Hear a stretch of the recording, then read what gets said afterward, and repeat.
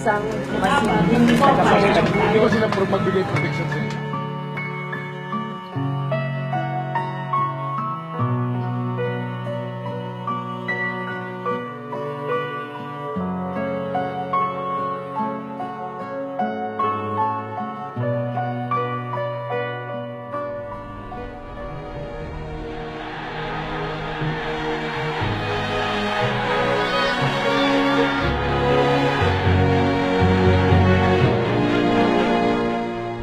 Excellencies, ladies and gentlemen, the President of the Philippines, Rodrigo Roa Duterte.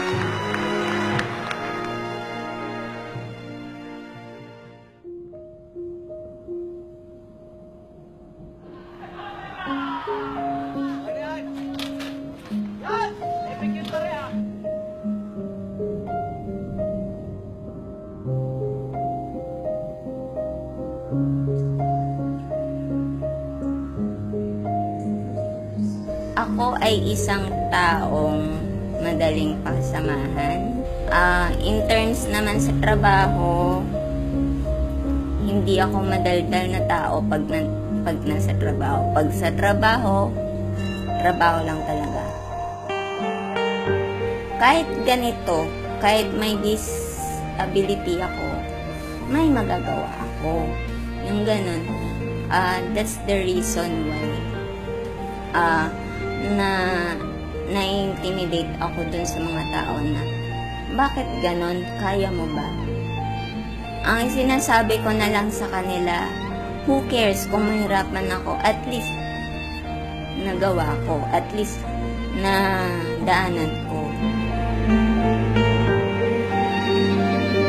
Gusto kong ipakita sa mga walang kapansanan na kaya ko rin gumalaw, katulad din sa kanila. Ganon yung ini-impose ko. Ako siguro siguro kung ako ang tatanungin, sasabihin ko na lang sa kanya or sa mga tao na ganito, umaasa kayo ng pagbabago, simulan niyo sa sarili niyo. Yung pinaka-advance namin sa mga walang kapansanan is kung ano yung challenge na nandito sa amin, nilalagpasan namin. Kung sinasabi ng tao, ay, hindi mo kaya. Bakit? Kakayanin ko. Papakita ko sa inyo na kaya ko.